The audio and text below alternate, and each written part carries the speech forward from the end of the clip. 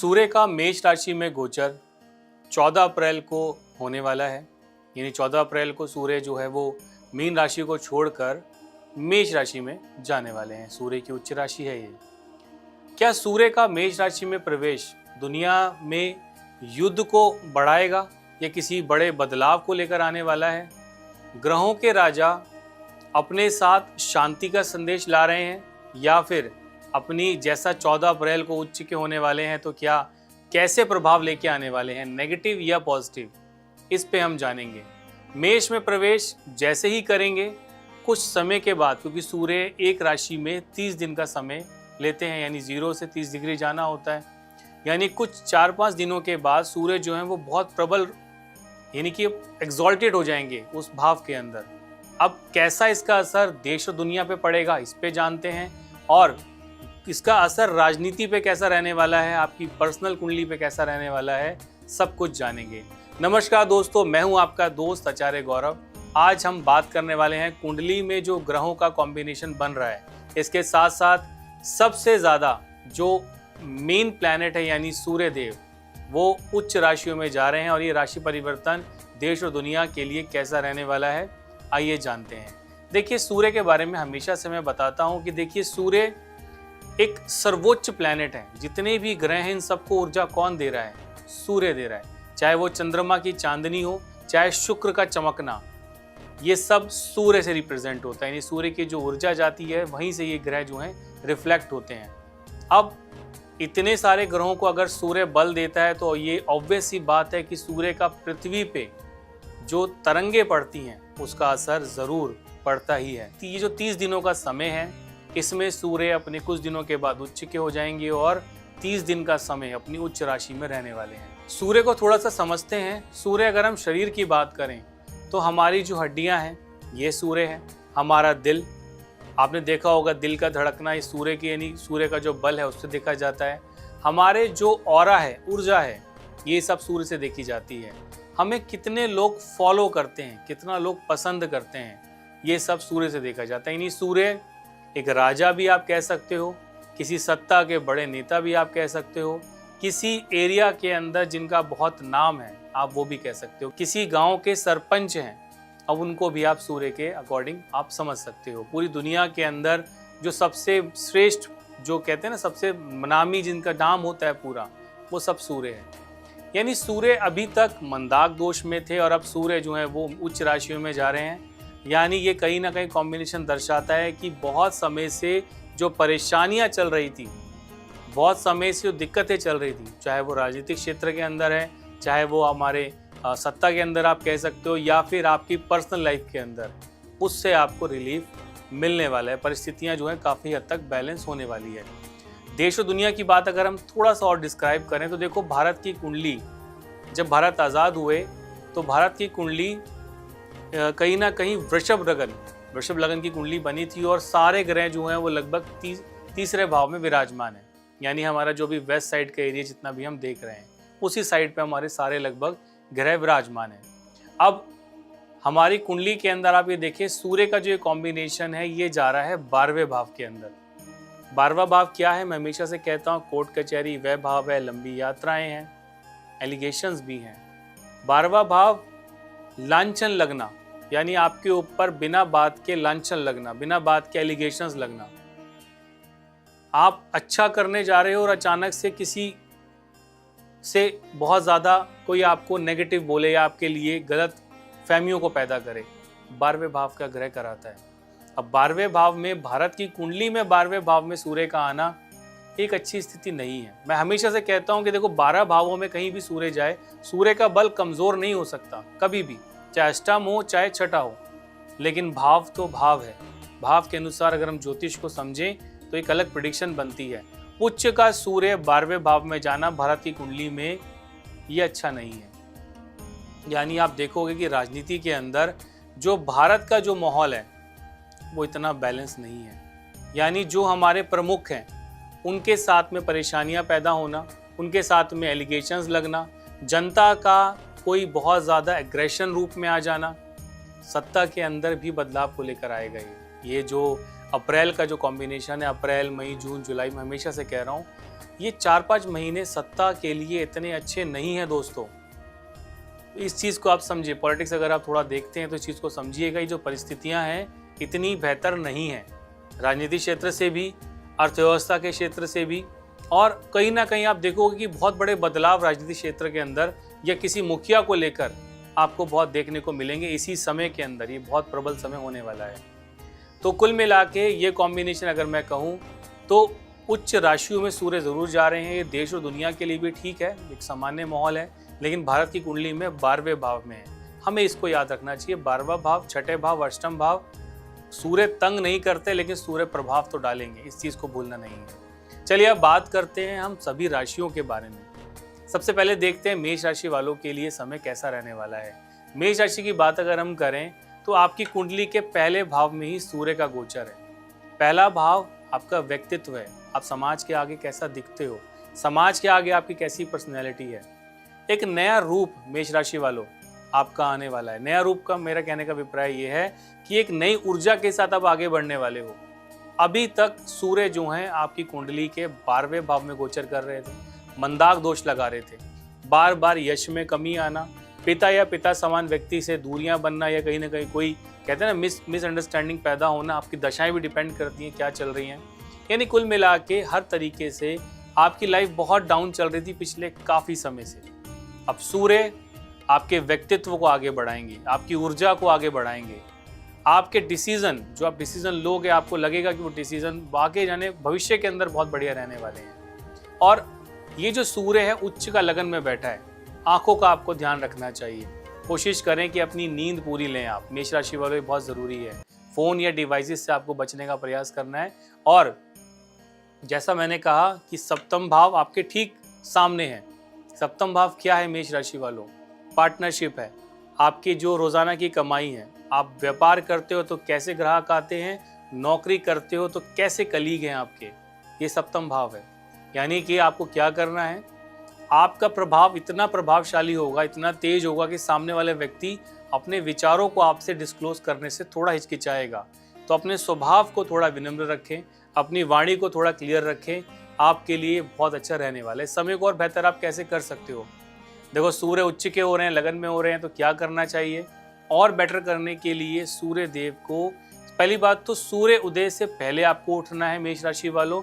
सूर्य देव को जल आपको जरूर चढ़ाना है, इसके बहुत विशेष लाभ मिलेंगे। और सूर्य का जो अधिकता है वो जल चढ़ाने से कहीं ना कहीं, जो कहते हैं ना सूर्य की किरणें जब रिफ्लेक्ट होके आएंगी पानी में से, तो वो आपके रोम छिद्र में जाती हैं और आपके सभी ग्रहों को बल देती है। तो इसीलिए कहीं ना कहीं आपकी जो चीज़ें हैं वो कहीं ना कहीं बैलेंस होंगी और बहुत लाभ मिलेगा। बात करते हैं वृषभ राशि के लिए। वृषभ राशि के अंदर देखो शनि कारक होते हैं, लेकिन आज हम बात करने वाले हैं सूर्य के बारे में। सूर्य आपकी कुंडली के 12वें भाव में विराजमान है, 12वें भाव में गोचर करेंगे। मैं कहता हूँ 12वां भाव हमेशा नेगेटिव नहीं होता, लेकिन 12वें भाव में ग्रहों के फल में बदलाव आता ही है, चाहे वो सूर्य देवी क्यों ना हो। देखिए इस समय वृषभ राशि वालों आपके लिए सबसे अच्छा क्या है कि आपको अपनी बातों को क्लियर करना है। कहीं पे भी आप जा रहे हो तो पहले उस जगह को समझें।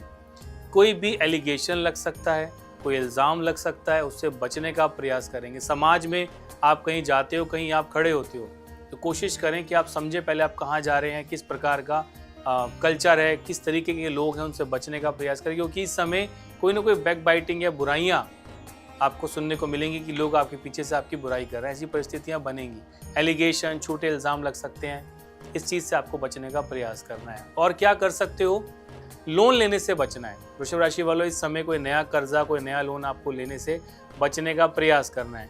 लंबी यात्राओं की मैं बात करूं तो ऑब्वियसली ऐसे कॉम्बिनेशन बनते हैं कि लंबी यात्राएं आपकी बनेंगी और जो काफ़ी अच्छी आपके लिए रहने वाली हैं। और इसके साथ साथ 12वां भाव जो है ये कोर्ट कचहरी का भी मैटर है, हॉस्पिटल का भी मैटर है। तो देखिए अगर आपको कोई छोटी मोटी बीमारी है, छोटा मोटा कोई लगता है हेल्थ इश्यूज़ है, तो डॉक्टर को ज़रूर दिखाएं। और अगर कोर्ट कचहरी के मैटर कोई चल रहे हैं या कोई आपको लगता है कि आपको कोई आप पे केस कर दे या आप केस करना चाह रहे हो, इस समय को थोड़ा अवॉइड करेंगे तो आपके लिए बेहतर रहेगा। वृषभ राशि वालों इस समय को आप बेहतर कैसे बना सकते हो? सबसे अच्छा तरीका आपके लिए क्या है कि आप कोशिश करें कि प्रत्येक शनिवार के दिन सुबह पीपल के पेड़ पे जल चढ़ाएं और शाम को उसी के नीचे सरसों के तेल का दीपक जलाएं। यह आपके सूर्य के बल को पॉजिटिव करेगा और बल को बढ़ाएगा भी। बात करते हैं मिथुन राशि के बारे में। मिथुन राशि वालों, सूर्यदेव आपके 11वें भाव में जा रहे हैं। 11वां भाव हमारे लाभ का भी है। 11वां भाव क्योंकि दशम से दूसरा है, लाभ की अधिकता लोभ को भी दर्शाती है, लंबी यात्राओं का भी है। मिथुन राशि वालों, सबसे अच्छा तरीका ये है कि 11वें भाव में ये कॉम्बिनेशन लंबी यात्राओं को दर्शाता है। बहुत अच्छे कॉम्बिनेशन, अगर आप विदेश जाना चाह रहे थे तो विदेश के बहुत अच्छे योग यहाँ पे बनते हैं।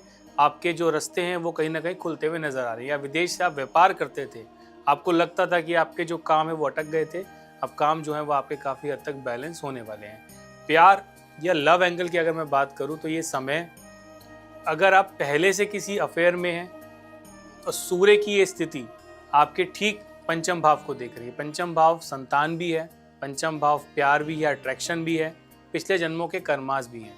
तो याद रखिएगा कि अपने कर्मों को क्लियर रखें, अपने कर्मों को सही रखें इस दौरान, क्योंकि सूर्यदेव रिजल्ट ज़रूर देंगे। लेकिन जो 5वां भाव है वो प्यार का भी है। अगर गलत फहमियाँ आपके बीच में बन रही हैं तो मैं कहूँगा कोशिश करें शांति से बैठे और अपनी बातों को एक दूसरे तक शेयर करें।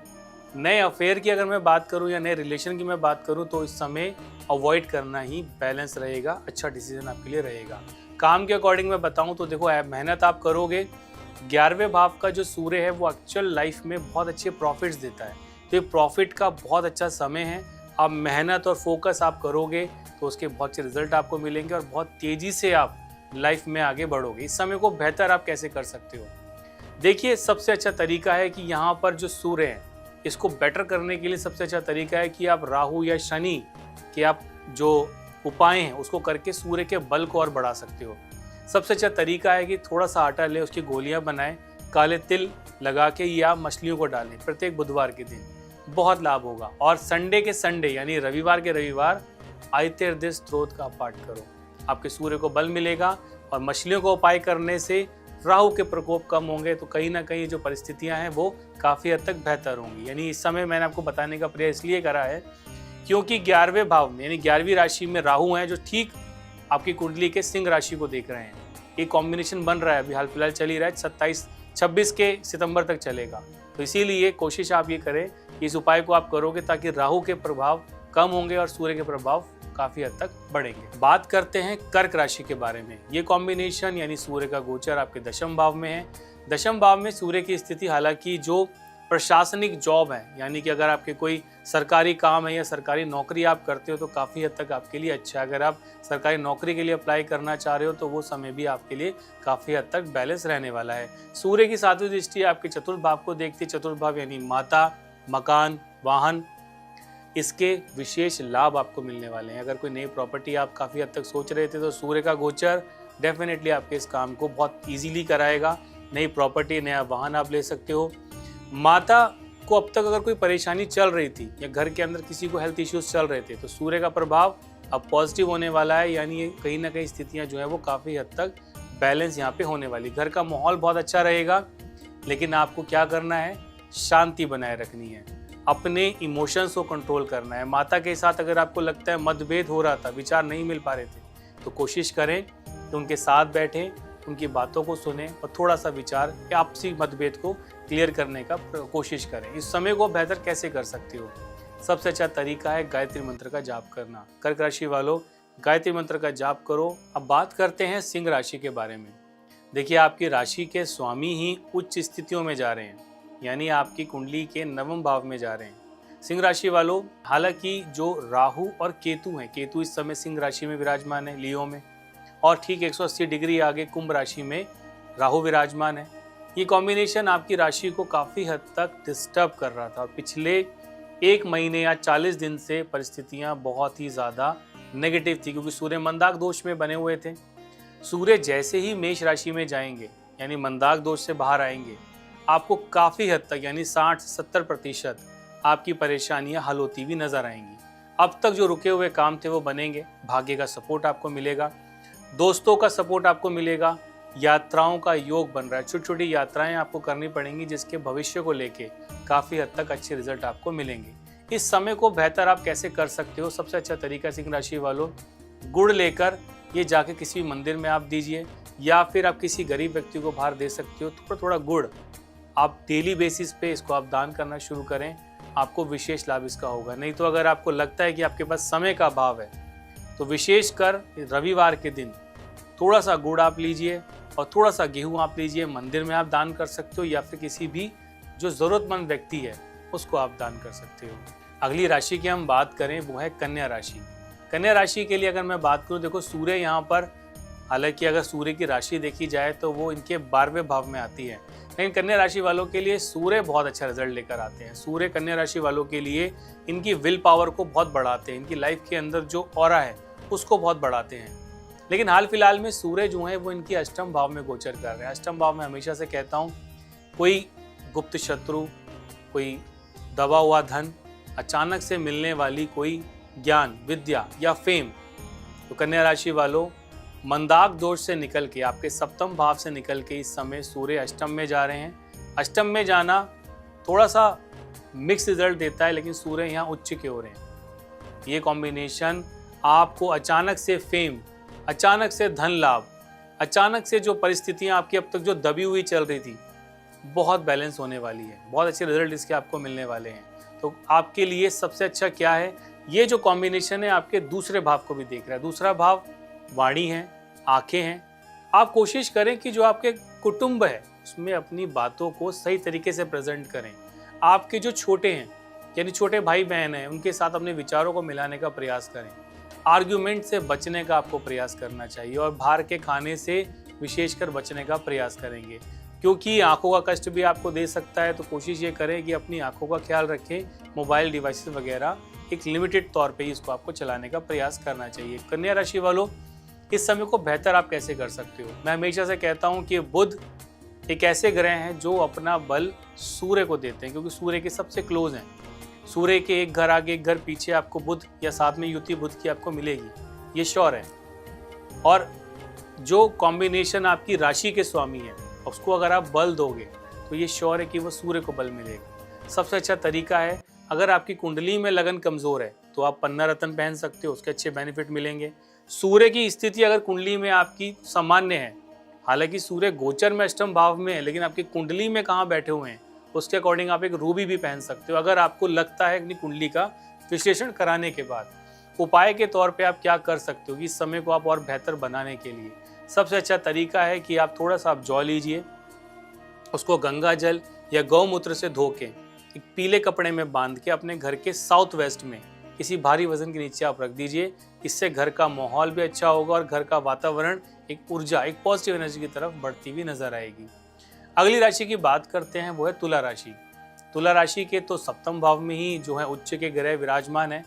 देखिए, सूर्य नुकसान नहीं देते, लेकिन किसी ग्रह की अधिकता अगर ज़्यादा बढ़ जाए तो नुकसान देती है। तुला राशि वालों, आपके पार्टनरशिप के भाव में ही सूर्य विराजमान है। पार्टनरशिप यानी हमारा जैसे रोजाना की कमाई आप कह सकते हो। पार्टनरशिप शादी भी है, आपका जो व्यापार का जो पार्टनर है वो भी हो सकता है। जैसे ग्राहक आते हैं या फिर आप ऑफिस में काम करते हो तो आपकी कलीग कैसे हैं, ये सप्तम भाव है। सप्तम भाव में उच्च का सूर्य आना यानी कहीं ना कहीं ये रिलेशंस को थोड़ा जला सकता है। अपने रिलेशंस को संभाल के रखें। आपके पति पत्नी के बीच में अगर झगड़े हो रहे हैं, डिवोर्स तक बात ना जाए, और अगर डिवोर्स की बात चल रही है तो कोशिश करें कि इसको जितना हो सके ख़त्म करने का प्रयास करें। यानी आपको रिश्तों को तोड़ना नहीं है, रिश्तों को जोड़ने का प्रयास करना। तुला राशि वालों, इसका विशेष लाभ मिलेगा। सबसे अच्छा तरीका है कि ये सारे जो आपके लगन को ही देख रहा है उच्च का सूर्य, ये हो सकता है कि आपके व्यवहार के अंदर थोड़ा सा अड़ियलपन लेकर आए। आपको ऐसा लगे कि हालांकि आप सोच नहीं रहे हो, लेकिन लोगों को ऐसा लग सकता है कि आप थोड़ा सा अड़ियल व्यवहार आप लेकर आ रहे हो, या कहीं ना कहीं आपके व्यक्तित्व में थोड़ा सा, कहीं ना कहीं नेचर में थोड़ा अजीब व्यवहार आ गया। तो लोगों तक अपनी बातों को एक्सप्रेस करने का प्रयास करना काफ़ी लाभ होगा। इस समय को आप बेहतर कैसे कर सकते हो तुला राशि वालों? सबसे अच्छा तरीका है, मैं कहता हूँ कि अपने मंगल को भी आप अच्छा करोगे, आपके बैलेंस काफ़ी अच्छा आपको मिलेगा। यानी मंगल बैलेंस होगा तो कहीं ना कहीं ये मंगल क्यों, मैं मंगल को क्यों फोकस कर रहा हूँ, कुंडली आपकी तुला राशि, तुला लगन है तो दूसरे भाव में मंगल की राशि है। मंगल दूसरा भाव है व्यवहार, क्योंकि इस समय लगन को ही सूर्य देख रहा है और दूसरे भाव में मंगल की राशि। ज्योतिष थोड़ा सा एक्सप्रेस करके मैं थोड़ा सा बता रहा हूँ आपको, ताकि अच्छा रहेगा आपके लिए। आपके व्यक्तित्व को, आपकी वाणी को थोड़ा सा आपको संयम रखने का प्रयास करना है। प्रत्येक दिन थोड़ा सा आटा लीजिए, थोड़ा बूरा मिलाए और ये चींटियों को डालोगे तो तुला राशि वालों का जो स्थितियाँ हैं वो काफ़ी हद तक सामान्य होती हुई नजर आएगी। अगली राशि की बात मैं करूं तो ये है आपकी वृश्चिक राशि। देखिए वृश्चिक राशि के छठे भाव में सूर्य बैठा है, सूर्य का गोचर छठे भाव में बनता है, तो मैं कहता हूं कंपटीशन के लिए तो वृश्चिक राशि वालों के लिए सबसे बेस्ट समय है। हालांकि ये एक ऐसी राशि है जो कहीं भी कोई भी गोचर आ जाए, ये राशि हमेशा लाइफ में राइज ही करती है, तरक्की की तरफ ही बढ़ती है। छोटे लेवल से भी उठेंगे वृश्चिक राशि वाले, सर्वोच्च एक पदवी पे बैठने वाले लोग, यानी किसी के हाथ के नीचे काम करने वाले लोग नहीं होते, ऑर्डर देने वाले लोग होते हैं। वृश्चिक राशि आपके छठे भाव में सूर्य का कॉम्बिनेशन आपको चैलेंज, अच्छे चैलेंज आप एक्सेप्ट करोगे और चैलेंज भी बहुत अच्छे आपके रहने वाले, यानी आप कुल मिला के जो ये परिस्थितियां हैं, मेरा कहने का अभिप्राय ये है वृश्चिक राशि वालों कि अगर आप किसी कंपटीशन में आप हिस्सा लेना चाहते हो, बहुत अच्छा समय है। एजुकेशन के क्षेत्र के लिए बहुत अच्छा समय है और लंबी यात्राओं के लिए ये समय बहुत बेहतर रहने वाला है, यानी यात्राओं के बेनिफिट्स आपको अच्छे मिलेंगे। विदेशों से अगर आप व्यापार करते हो तो वहाँ से भी गुड न्यूज़ आपको मिलने वाली है। तो कुल मिला के वृश्चिक राशि वालों, सूर्य का ये गोचर आपकी लाइफ में अब तक जो रुकी हुई चीज़ें थी उसको काफ़ी हद तक बैलेंस करेगा, चाहे वो प्यार का एंगल है, चाहे वो करियर का एंगल है, चाहे वो कंपटीशन है, आपके लिए समय बहुत बेहतर रहने वाला है। इस समय को आप अच्छा करोगे, कैसे कर सकते हो? सबसे अच्छा तरीका है वृश्चिक राशि वालों, आप दुर्गा जी को प्रसन्न करो। मैं हमेशा से कहता हूँ कि जो वृश्चिक राशि वाले हैं, मेष राशि वाले, आप सबसे अच्छा तरीका आप दोनों के लिए यही रहता है कि आप दुर्गा सप्तशती का अध्याय प्रत्येक दिन आप शुरू करो। 13 अध्याय के बाद फिर से पहला अध्याय आप शुरू करो, विशेषकर आपको लाभ मिलना शुरू हो जाएगा। अब बात करते हैं अगली राशि यानी धनु राशि के बारे में। धनु राशि ये कॉम्बिनेशन आपके पंचम भाव में बनता है। पंचम भाव जैसा कि मैंने कहा कि प्रेम है, हमारा पास्ट भी है, पंचम भाव हमारा स्टमक भी है, कर्मास के अनुसार पंचम भाव हमारा डिसाइड होता है कुंडली के अंदर।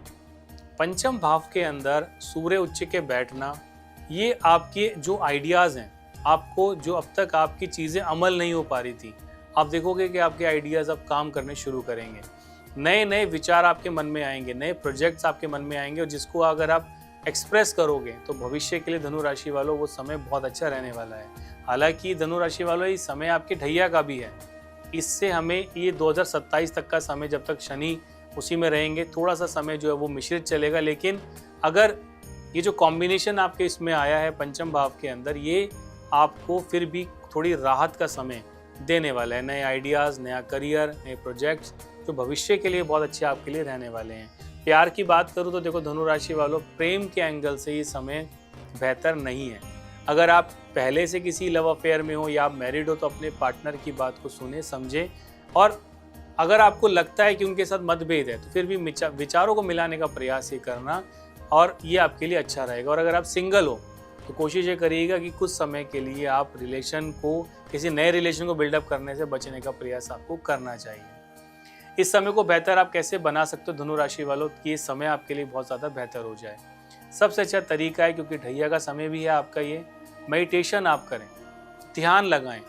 आपके जो कुल के देवी देवता हैं, कुल के जो धरोहर हैं, उनको आपको ध्यान रखना चाहिए। उनकी आप पूजा करें, जाके उनके जो मंत्र हैं उसका आप उच्चारण करें। विशेष धनु राशि वालों आपको इसका लाभ होगा। अब बात करते हैं मकर राशि के बारे में। मकर राशि वालों, ये कॉम्बिनेशन आपके 4th हाउस में है। 4th हाउस हमारे जीवन के अंदर सुख का भाव है, मकान भी है, वाहन भी है, हमारा जो माता का भाव भी है। उच्च का सूर्य ये परिस्थितियां दर्शाएगा कि कहीं ना कहीं आपको विच्छेद का कारक बनेगा। आपके विचार, आपके घर में विचारों के कहीं ना कहीं कॉम्बिनेशन थोड़े से डामाडोल होंगे। आप सोचोगे कुछ, घर वाले कुछ सोचेंगे, ऐसी परिस्थितियां कहीं ना कहीं देखने को मिलेंगी, क्योंकि सूर्य विच्छेद का कारक करते हैं। लेकिन सूर्य यहाँ पे उच्च के भी हो रहे हैं। चतुर्थ भाव के अंदर सूर्य का उच्च का होना, ये कहीं ना कहीं आपको प्रॉपर्टी के लाभ, वाहन के लाभ, कोई नया काम आप शुरू करना चाहते हो, कोई नया प्रोजेक्ट आप शुरू करना चाहते हो, क्योंकि 7वीं दृष्टि दशम भाव पे, ये भूलना नहीं है। यह combination one of the best combination आपकी लाइफ का होने वाला है मकर राशि वालों। नया व्यापार, नया प्रोजेक्ट, नया काम जो आपको मिल जाए। अगर आप नौकरी ढूंढ रहे थे, कोई आपका प्रमोशन नहीं हो रहा था तो प्रमोशन भी आपको मिल जाएगा। नई नौकरी ढूंढ रहे थे तो नई नौकरी भी मिलने के योग यहाँ पे बनते हैं। साथ ही साथ जो चतुर्थ भाव है, ये चतुर्थ भाव हमारे पेट को भी रिप्रेजेंट करता है, क्योंकि पंचम से जो चतुर्थ भाव है, ये कुंडली का 12वां भाव भी कहलाता है। ज्योतिषीय गणना है दोस्तों। तो ये कॉम्बिनेशन, बाहर के जंक फूड से आपको बचने का प्रयास करना है, क्योंकि पेट थोड़ा सा नाजुक इस समय आपका हो सकता है, तो इससे बचने का आपको प्रयास करना है। इस समय को बेहतर कैसे बना सकते हो मकर राशि वालों? क्या समाधान आप कर सकते हो कि वो बहुत अच्छे रिजल्ट आपको दे? अंधों के आश्रम आप देखें, अंधों का आश्रम कहीं पे भी आपके घर के आसपास हो, वहाँ ज़रूर जाएं। उनकी जो नीड्स हैं, जैसे उनकी कोई किताबें हैं, उनके वस्त्र हैं, ये जाके आप वहाँ पे दान करें। किसी भी संडे के दिन, आप रविवार के दिन जाके आप करें। 1 या 2 बार आप ज़रूर वहाँ पे जाके उनकी सेवाएं को देखें एक बार आप। ये आपके कहीं ना कहीं घर की शांति को बनाएगा, आपके जो ग्रहों का जो कॉम्बिनेशन है उसको भी ये बैलेंस करेगा, यानी कहीं ना कहीं परिस्थितियाँ जो हैं वो काफ़ी हद तक आपकी बैलेंस होगी। अब हम बात करते हैं कुंभ राशि के बारे में। कुंभ राशि वालों, ये कॉम्बिनेशन तीसरे भाव में है, यानी यात्राएं, छोटे भाई बहनों का सहयोग। कहीं ना कहीं तीसरे भाव में सूर्य की स्थिति आपको बहुत ज़्यादा एनर्जेटिक बनाती है। साहस, अब तक जो समय है आपका थोड़ा सा दबा हुआ समय चल रहा है पिछले कुछ समय से, लेकिन सूर्य जैसे ही उच्च के तीसरे भाव में होंगे, भाग्य का पूरा सपोर्ट मिलेगा, पिता का पूरा सपोर्ट मिलेगा, संतान को तरक्की मिलेगी। कहीं ना कहीं आपके जीवन के अंदर आप देखोगे कि लाइफ के अंदर जो तीसरे भाव की जो ऊर्जा है, अब तक वो कम होती जा रही थी, आपकी विल पावर डाउन हो रही थी, विल पावर बढ़ेगी, भाग्य का सपोर्ट आपको मिलेगा, यात्राओं का सपोर्ट आपको मिलेगा। और अगर मैं प्यार की बात करता हूँ तो समय इस एंगल से काफ़ी हद तक बैलेंस है, कोई नया अफेयर भी आपको मिल सकता है। शादी की बात अगर आप सोच रहे थे तो शादी के कॉम्बिनेशन भी यहाँ पे बनते हुए नजर आ रहे हैं। इस समय को बेहतर करने का सबसे अच्छा तरीका है कि 5 पीले फूल, ये वन ऑफ द बेस्ट उपाय है कुंभ राशि वालों के लिए। 5 पीले फूल लीजिए, प्रत्येक शनिवार सूर्यास्त के बाद ये शनि मंदिर में आप अर्पित करें। वहीं पे आप सरसों के तेल का दीपक जलाएं, अपनी गलतियों के लिए आप माफ़ी मांगें, बहुत अच्छे बेनिफिट जिसके आपको मिलने शुरू हो जाएंगे। अब हम बात करते हैं अंतिम राशि के बारे में, यानी मीन राशि। दूसरे भाव में सूर्य का आना, वो भी उच्च स्थिति में। मीन राशि वालों, हालांकि जो ये परिस्थितियां हैं कहीं ना कहीं आपके दूसरे भाव, यानी आपकी वाणी के भाव में है, आपके कुटुंब के भाव में है, आपकी आइस का जो कहते हैं ना, आइस से पानी आना बहुत ज़्यादा, आंखों का कमज़ोर होना, इस भाव में बैठा हुआ है। तो क्या करना चाहिए? सूर्य इस भाव को जला रहे हैं। आपको मोबाइल डिवाइसेस से बचने का प्रयास करना चाहिए, अपनी वाणी पे स्ट्रेट फॉरवर्ड होने से बचना चाहिए। अगर कोई व्यक्ति आपको आर्ग्यूमेंट कर रहा है या आपको कोई जवाब दे रहा है, कोशिश करें थोड़ा पहले सुने, फिर सोच समझ के उसका जवाब दे। कुटुंब के अंदर हालत जो है, कुटुंब के अंदर जो आपका जो माहौल है थोड़ा सा मिश्रित रहने वाला है। मैं कहता हूँ इतना बेहतर नहीं रहेगा, फिर भी आप कोशिश करें कुटुंब में थोड़ा सा बनाने का प्रयास करें, अपनी बातों को रखने का प्रयास करें और काफ़ी हद तक लाभ होगा। हालांकि इतने जो सूर्य का कॉम्बिनेशन दूसरे भाव में आता है तो कहीं ना कहीं किसी मांगलिक कार्य को, कहीं ना कहीं किसी अच्छे इवेंट्स को भी दर्शाता है। कोई अच्छी इवेंट्स आपके कुटुंब में हो सकते हैं, कोई नई चीज़ें आपके जो कुटुंब में हो सकती है, यानी पूरा परिवार एक साथ मिले, तो ऐसे कॉम्बिनेशन भी बनते हैं। तो ये एक अच्छा समय रहने वाला है आपके लिए। अब इस समय को मीन राशि वालों आप बेहतर कैसे कर सकते हो? तो मीन राशि वालों, इस समय को बेहतर करने का सबसे अच्छा तरीका है कि आप अपने शनि को कंट्रोल करें, अपने राहु को कंट्रोल करें। कहीं ना कहीं इन चीज़ों को बैलेंस करने का सबसे अच्छा तरीका यही है कि आप अपने वज़न का 9वां हिस्सा लीजिए। आपके वज़न का जो भी 9वां हिस्सा, जैसे आपका कोई वेट अगर मान लीजिए 90 है तो उसका आप 9वां हिस्सा लें। इतना आटा लेकर उसकी गोलियां बनाकर ये आप बुधवार के दिन मछलियों को आप डालें। इससे विशेषकर लाभ होगा, क्योंकि अष्टम भाव पे सूर्य की उच्च दृष्टि पड़ना थोड़ा सा मेरे हिसाब से एकदम से चीज़ों का मिसबैलेंस होना, अच्छी खासी चीज़ों का एकदम से डिस्टर्ब हो जाना। इसीलिए मैं आपको ये उपाय बता रहा हूँ कि अपने वज़न का 9वां हिस्सा आप लीजिए, यानी वज़न का 9वां जो हिस्सा रहेगा, यानी जितना वज़न है उसका 9वां अंश, उतना आटा लेकर उसकी आटे की गोलियां बनाकर ये आप जाके मछलियों को आप डालें बुधवार के दिन। मीन राशि वालों, इसका विशेष आपको लाभ मिलेगा। राहु शनि कंट्रोल में रहेंगे और सूर्य के जो नेगेटिव इम्पैक्ट हैं वो भी काफ़ी हद तक कम रहेंगे। तो दोस्तों, सूर्य का ये जो गोचर है ये आपकी कुंडली के किस भाव में है, किस प्रकार ये रिजल्ट दे रहा है, ये आप मुझे ज़रूर कमेंट बॉक्स में एक बार आप बताइएगा ज़रूर एक बार। और कहीं ना कहीं मैं ये कहता हूँ कि देखिए, गोचर बदलता रहता है, ग्रह एक समय के बाद अपनी चाल बदलते हैं। ग्रहों की सही ऊर्जा का सही प्रयोग करना हमारे फेवर में भी आता है, हमारे काम को भी बढ़ाता है, लेकिन अगर हम उसका सही प्रयोग नहीं कर पाते तो वो नेगेटिव भी बढ़ जाता है। अगर आप चाहते हैं कि आपके ग्रहों की ऊर्जा आपके फेवर में काम करे तो इस वीडियो को अपने उन दोस्तों तक ज़रूर शेयर करें जिनको इसकी बहुत ज़्यादा ज़रूरत है, या जो लोग पॉजिटिविटी से बहुत ज़्यादा दूर हो गए हैं। तो उनकी लाइफ के अंदर ये पॉजिटिविटी लेकर आएगा और बहुत बड़े बदलाव लेकर आएगा। मैं आपसे फिर मिलूंगा, तब तक अपने अंदर के सूर्य के प्रकाश को जगाए रखें। नमस्कार।